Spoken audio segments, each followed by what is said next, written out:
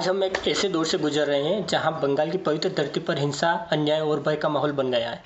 वहां हिंदू समुदाय के लोगों को सिर्फ इसलिए निशाना बनाया जा रहा है क्योंकि वे अपने धर्म और संस्कृति से प्रेम करते हैं।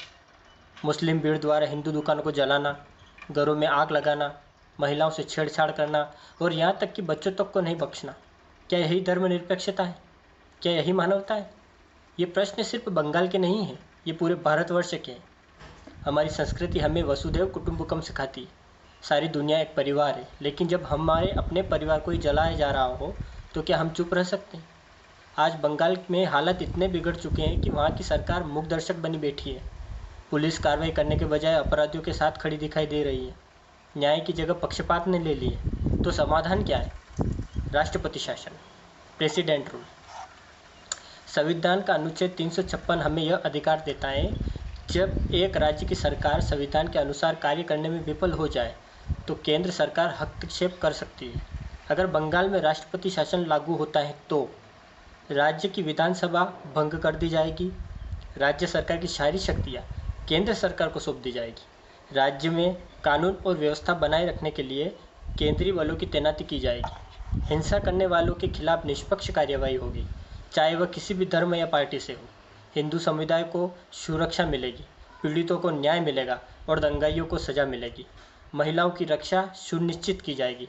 यहाँ कोई हिंदू बनाम मुस्लिम की बात नहीं है, यह अधिकार बनाम अपराध की बात है। भारत एक लोकतांत्रिक धर्मनिरपेक्ष राष्ट्र है, लेकिन धर्मनिरपेक्षता का मतलब यह नहीं कि बहुसंख्यक की भावनाओं को कुचला जाए।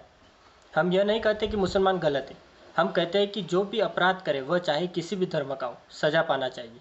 हम चाहते हैं न्याय, सुरक्षा, एक ऐसा बंगाल जो फिर से शांतिपूर्ण और समृद्ध हो, और अगर उसके लिए राष्ट्रपति शासन की जरूरत हो तो वो कदम भी उठाना। आज एक अत्यंत आवश्यक विषय पर भी बात करना बहुत ज़रूरी है। हमारे सनातन धर्म की महानता, उसकी विशिष्टता और उस पर लोगों को उत्तर देने के लिए जो बिना समझे, बिना अध्ययन किए हमारी परंपराओं पर उंगली उठाते हैं। हमारा धर्म यह कोई 2000 साल पहले उत्पन्न पंथ नहीं है, यह सनातन है, अर्थात जो अनादि से है, जो सृष्टि के आरंभ से है और सृष्टि के अंत तक रहेगा। यह केवल पूजा पद्धति नहीं है, यह एक जीवन की पद्धति है। यह धर्म कहता है वसुधैव कुटुंबकम, पूरी पृथ्वी हमारा परिवार है। ऐसी व्यापक सोच दुनिया के किसी और धर्म या विचारधारा में नहीं मिलती। आज जो लोग हमारे धर्म पर उंगली उठाते हैं, उन्हें शायद यह ज्ञात नहीं है कि हमारे यहाँ देवी को पहले पूजा जाता है। यत्र नार्यस्तु पूज्यन्ते रमन्ते तत्र देवता। जहाँ नारी की पूजा होती है वहाँ देवता निवास करते हैं।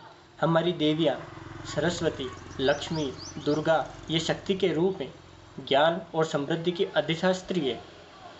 रामायण में माता सीता, महाभारत में द्रौपदी, गार्गी, अपाला, मैत्रेयी ये सब ज्ञान, शक्ति और गरिमा की प्रतीक है। जब पूरी दुनिया में स्त्री को संपत्ति माना जाता था तब भारत उसे माँ कहता था। हमारे धर्म में केवल मानव नहीं, जीव जंतु, पक्षी, वृक्ष तक की पूजा की जाती है। गाय हमारी माता है, नाग पंचमी में सर्प की पूजा, वट सावित्री में वृक्ष की पूजा, तुलसी को देवी माना जाता है। हमारे यहाँ पंच महाभूतों पृथ्वी, जल, अग्नि, वायु, आकाश को देवता कहा गया है। कहीं और ऐसा जीवन के हर रूप में श्रद्धा और सम्मान नहीं दिखता।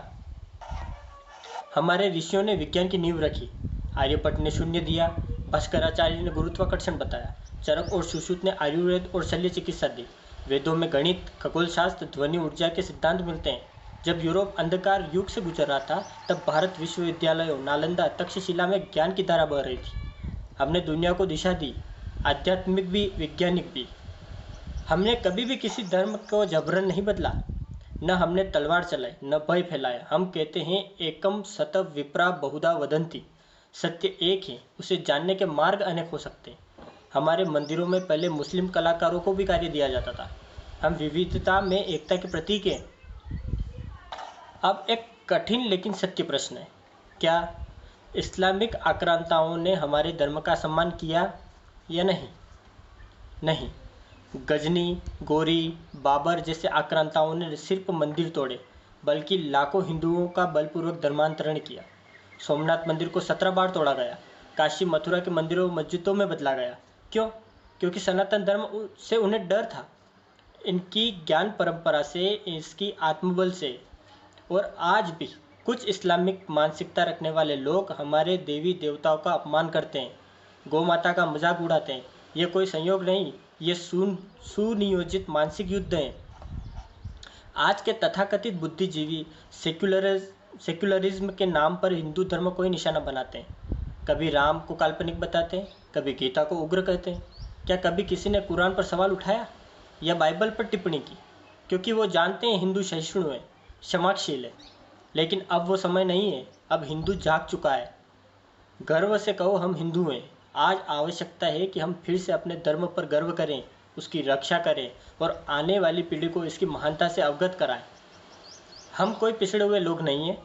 हम वो हैं जिनके वेद दुनिया के सबसे प्राचीन ग्रंथ हैं। हम वो हैं जिन्होंने योग, ध्यान, आयुर्वेद, गणित और दर्शन हर क्षेत्र में विश्व को नेतृत्व दिया। अब समय आ गया है कि हम इस पर गर्व करें और कहें हम सनातनी हैं और हमें अपने धर्म पर गर्व है। जो लोग सनातन पर उंगली उठाते हैं उनसे बस इतना पूछे, क्या उन्होंने वास्तव में वेद, उपनिषद, भगवद गीता को पढ़ा है? क्या उन्हें पता है कि राम और कृष्ण का जीवन क्या संदेश देता है? हमें ज्ञान से जवाब देना है, साहस से जवाब देना है, लेकिन झुकना नहीं है। हम सहिष्णु हैं पर कायर नहीं। हम प्रेम करते हैं पर आत्मगौरव नहीं छोड़ते। सनातन धर्म कोई मत नहीं, यह मानवता का मूल स्वभाव है और इसे मिटाया नहीं जा सकता। हर हर महादेव।